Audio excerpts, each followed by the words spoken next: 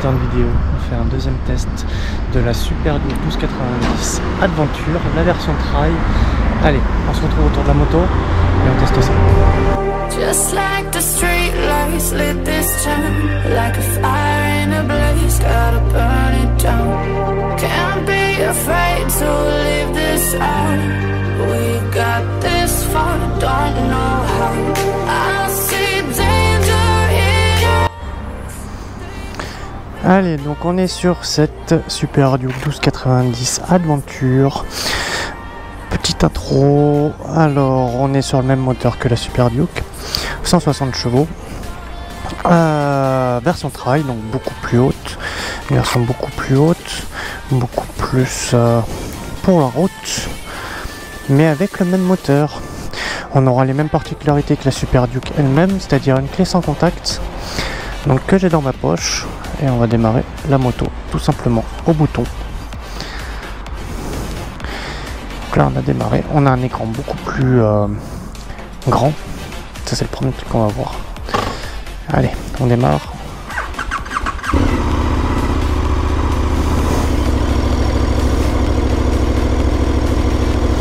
Ok, donc on n'est pas sur une version sportive, et le premier truc que moi je remarque, moi qui ai des grands pieds, c'est que j'ai tout de suite les pieds sur les pieds arrière. Mais bon, c'est pas trop gênant, on va faire avec. Allez, on va faire ce petit essai de route. Donc comme la plupart des modèles en essai chez KTM Valence, on sera équipé du shifter bien sûr, qu'on va pouvoir tester ici.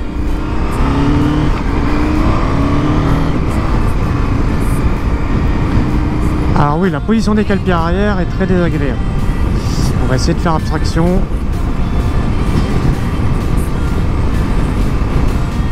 Donc là, comparé à la dernière vidéo que j'ai faite sur la KTM SMT, donc on va être sur une cylindrée beaucoup plus grosse, beaucoup plus puissante, puisqu'on passe de 105 à 160 chevaux. Après, on va garder les particularités de KTM, c'est-à-dire que on va avoir un moteur bicylindre et on va avoir donc certaines options, donc comme je l'ai dit, celle qu'on teste, le shifter, qui est déjà d'emblée, comme sur toutes les motos que j'ai testées de KTM, super bien réglé, et c'est ultra agréable.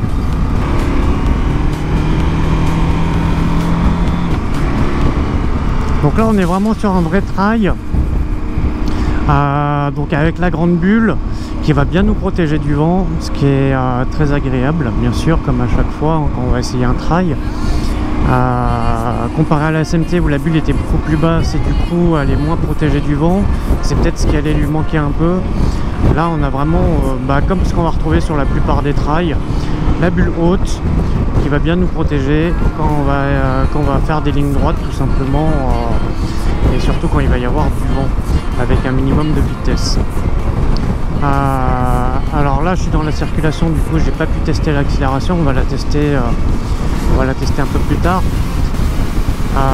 Le moteur est hyper souple, on va tester un peu sa nervosité un peu après, mais pour le moment en conduite vraiment pépère, le moteur est hyper souple, il va pas vous agresser dès le départ, et pour un trail c'est plutôt agréable.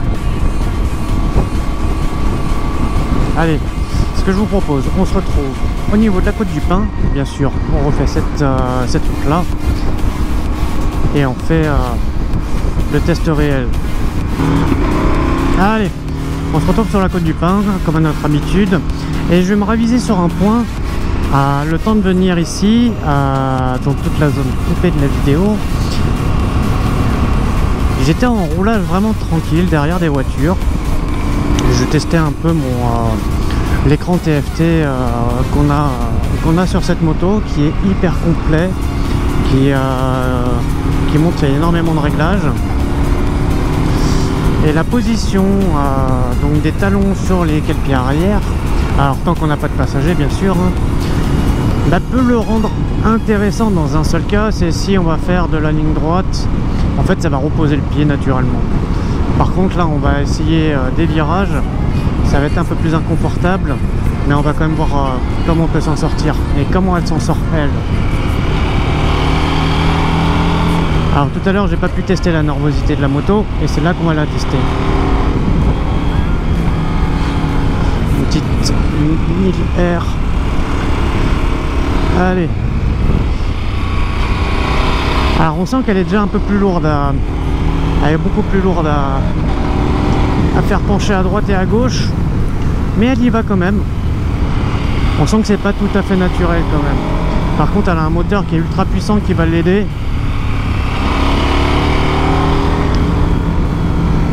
Et là pourtant j'ai réglé les suspensions et le moteur en mode sport, donc le mode le plus puissant. Mais ouais, on la sent un peu plus lourde quand même hein, dans les virages.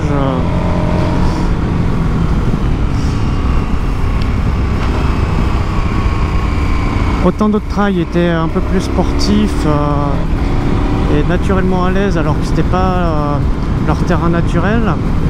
Celle-là on sent que c'est pas tout à fait son terrain non plus. Et elle est pas très à l'aise. Mais elle les avale quand même hein, les virages, il n'y a pas de souci hein.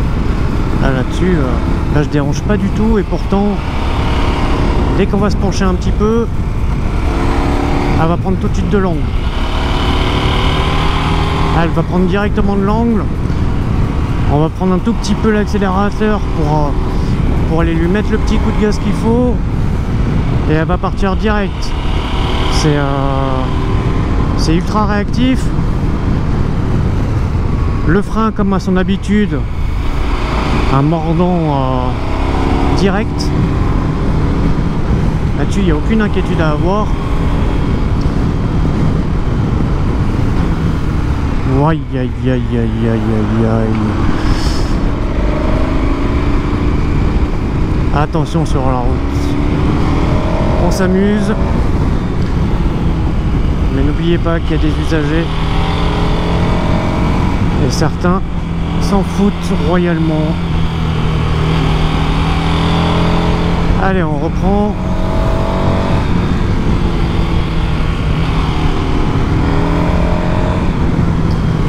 Donc là, on a une petite partie un peu plus sinueuse. Et là, on sent que c'est... faut forcer un peu plus quand même. Hein, Heureusement, on a la reprise moteur qui va nous aider à passer d'un côté à l'autre. Mais... faut appuyer un peu plus le virage pour y aller. Mais elle y va hein. Elle y va.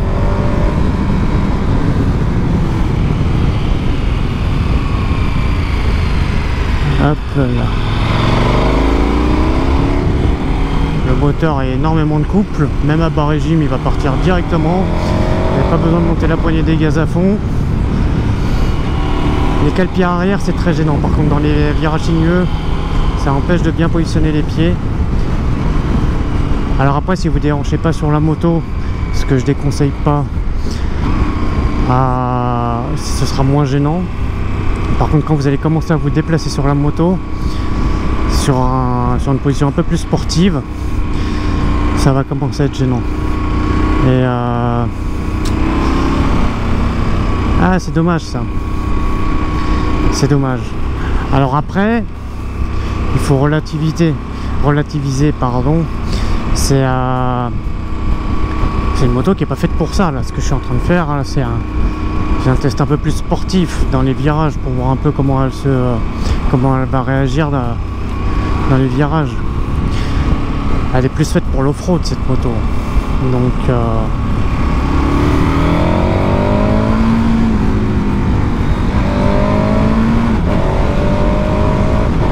par contre elle a une accélération de fou. Aucun souci à avoir. Elle a pareil comme le Super Duke, je crois que c'est le bicylindre en V qui va lui permettre d'avoir un énorme frein moteur, ce qui va beaucoup vous aider aussi. Alors n'hésitez pas à mettre du frein quand même. Alors on va confirmer ça tout à l'heure aussi avec Antoine, mais normalement on devrait avoir l'ABS adaptatif aussi dans l'angle. Je sais que j'ai pris un tout petit peu trop de frein, j'étais encore un peu trop dans l'angle et elle n'a pas bougé la moto. Ça c'est bluffant.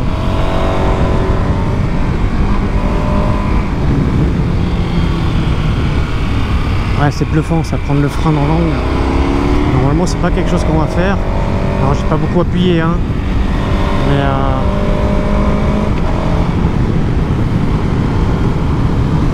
ah, c'est un nouveau système en termes de sécurité, c'est pas mal du tout hein. C'est pas mal du tout.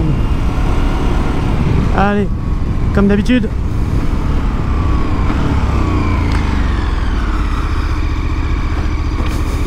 Hop.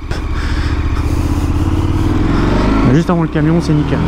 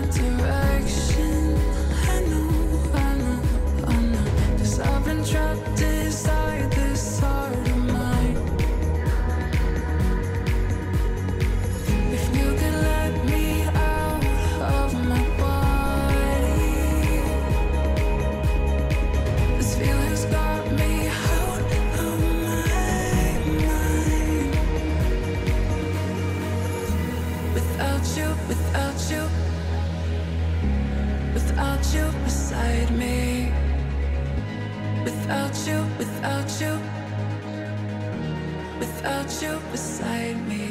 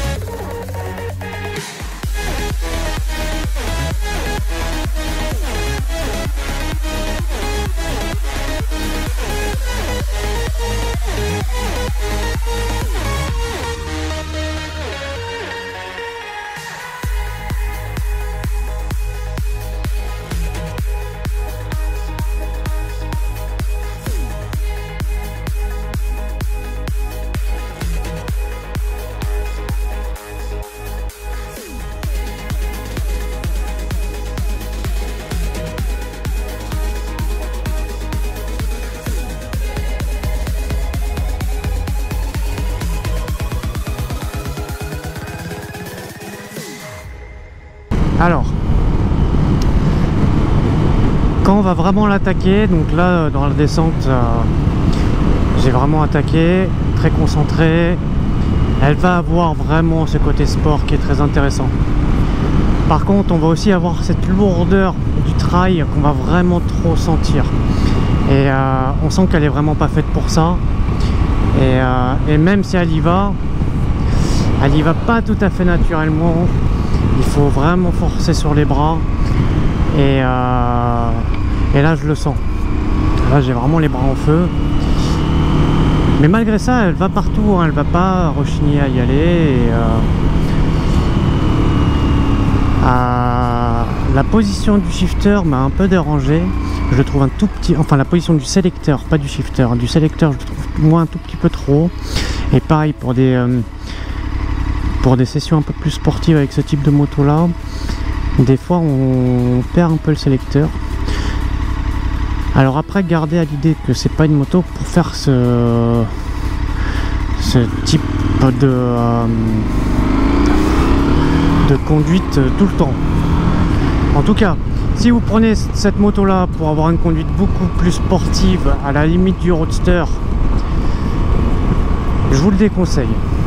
Si vous voulez prendre cette moto là pour faire de l'off-road, et j'espère un jour pouvoir tester de l'off-road avec ce type de moto là, ça doit être magnifique.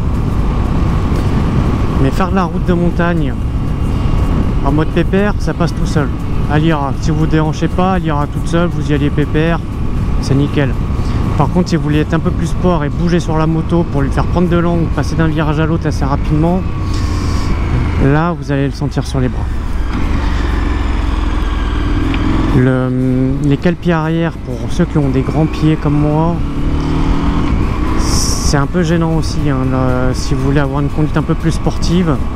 Et ça le sera d'autant plus si vous avez quelqu'un derrière vous, parce que du coup c'est même plus les talons sur les cale-pieds que vous allez avoir, c'est les cale-pieds sur les pieds de votre partenaire. Alors même sur une conduite après, moi j'ai pas l'habitude de conduire avec les pieds, j'ai toujours la pointe des pieds en fait sur les, même en conduite normale j'ai toujours la pointe des pieds sur les cale-pieds. Et du coup moi ça me dérange cette position des cale-pieds passagers là. Ça va être une position beaucoup plus confortable pour le passager, mais pas du tout confortable du coup pour la position des pieds du conducteur ou du pilote. Par contre la moto, elle a un moteur de fou. C'est on va dire c'est un peu comme sur la SMT en fait, sauf que on va toujours avoir là on va avoir vraiment le trail pur, c'est-à-dire on va avoir les roues, la suspension, le cadre qui sont beaucoup plus souples, qui sont vraiment faits pour être maniables à faible vitesse. Et dessus on a accroché un moteur de Super Duke R qui fait donc 160 chevaux, qui est très puissant, très coupleux, et du coup ça la rend intéressante, ça la rend plaisante à conduire, parce que le moteur, si on lui en demande pas trop, il va être souple, à conduire. Avec le shifter en plus, si vous prenez l'option shifter, c'est hyper souple à conduire. Là je fais tout à une main, c'est ultra souple, c'est ultra plaisant, c'est confort, c'est pépère. Là on fait une petite balade, la petite balade du dimanche, il fait beau, c'est parfait. Par contre dès que vous allez attaquer un peu plus avec cette moto là sur les routes, là il va falloir pousser beaucoup plus sur les jambes, beaucoup plus aussi sur les bras pour le contre-braquage, pour lui faire ses changements d'angle, parce que on sent qu'elle n'est pas dans un naturel. C'est pas son terrain naturel. Son terrain naturel, voilà, ça va être des routes un peu cabossées, ça va être un peu d'off-road, enfin beaucoup d'off-road même, parce qu'elle est faite pour ça à la base. Mais ouais, la moto est très intéressante. Par contre sur une utilisation, de TI de tous les jours, elle est magnifique, parce que même si elle est ultra puissante, elle est ultra agréable à conduire. La position assise haute rend bien sûr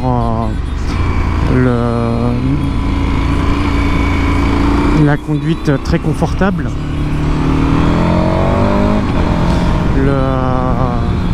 La puissance du moteur va vous permettre à bas régime de peu consommer. Elle fait pas trop de bruit, elle a pas... moi j'aime bien le bruit là pour le coup, pourtant je suis pas fan des bicylindres, mais sur les KTM le bruit passe bien. La moto d'essai que j'ai actuellement en plus est équipée d'une ligne, ou en tout cas d'un silencieux à Krapovic, qui a un bruit très très intéressant. Donc voilà, pour moi c'est...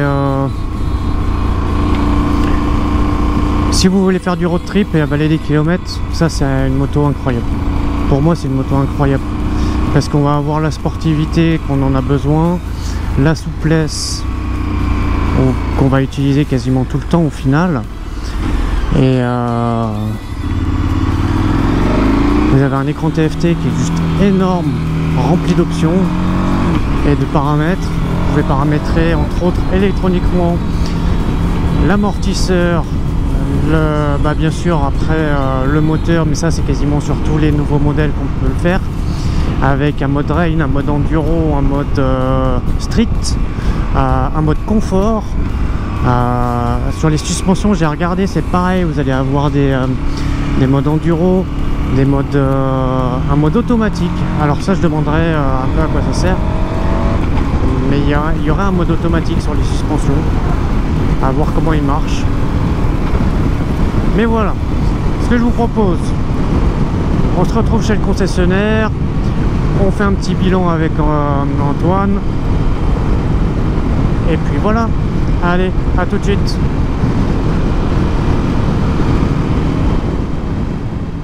Allez, on se retrouve dans le concessionnaire de KTM à Valence pour vous présenter donc la 1290 Super Adventure S, toujours avec Antoine.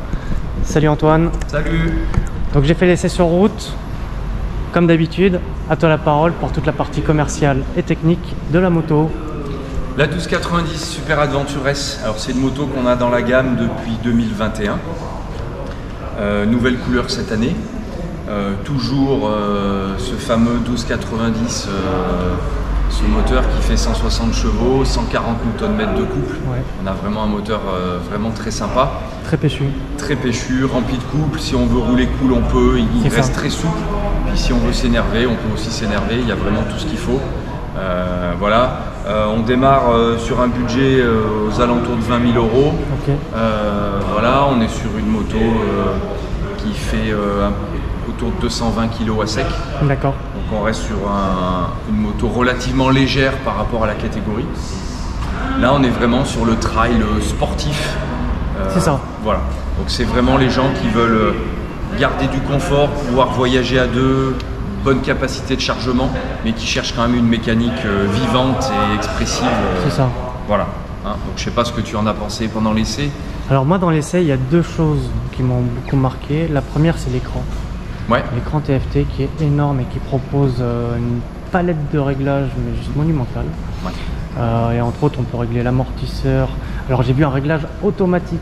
Ouais, alors ça c'est un réglage plus approfondi des suspensions qu'on va retrouver en option dans le Tech Pack. Ça s'appelle le mode suspension pro, où on a un mode automatique, les suspensions se gèrent toutes seules.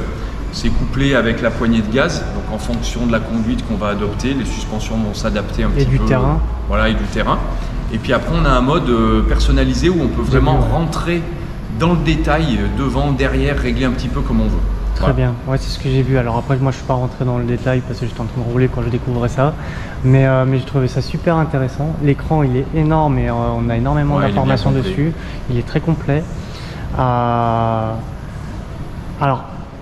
moi le point négatif que j'ai trouvé, comme je t'avais déjà dit, je l'ai trouvé un tout petit peu plus lourde dès qu'on va l'utiliser un peu plus sportivement sur la route. On reste quand même sur un gros trail. Voilà, on reste sur un gros trail. C'est vrai que par rapport au reste de la gamme KTM, forcément c'est un petit peu à part. Voilà. On garde un côté sportif pour un trail, mais ça reste un gros trail. C'est ça. C'est-à-dire qu'on garde le côté sportif avec un moteur. Les suspensions en fait réglées en mode sport, elles vont pas du tout pomper, mais elles vont amortir quand même les chocs. Et pour ça, en fait, on va avoir un très beau côté sportif. C'est-à-dire que quand on va attaquer les routes de montagne en mode je dérange pas, mais je m'amuse, elle va y aller toute seule. Par contre, si on veut attaquer un peu plus comme sur un roadster, là, on sent qu'elle va commencer à peiner. Ça demande un peu plus d'investissement personnel. Voilà, là, ça demande un peu plus de physique. Mais on s'amuse quand même, en fait. Ouais. Ce sera plus physique, mais on s'amuse quand même parce qu'au final, elle peine pas. C'est le couteau suisse, c'est la moto pour tout faire. Et au départ, c'est la grande routière. C'est ça. Voilà. À la base, c'est la routière pour aller faire du off-road, pour aller faire des kilomètres sur la route. Le motard qui ne voyage pas, autant prendre une SMT ou une Duke. Une SMT où on aura un super confort pour deux, et une partie cycle presque de Duke. Là, c'est vraiment la grosse voyageuse. C'est ça, c'est la voyageuse, elle est faite pour faire les kilomètres. Exactement. Très bien. Mais écoute, je te remercie Antoine. Merci à toi. Et je te dis à bientôt pour d'autres essais. À bientôt, salut. Salut.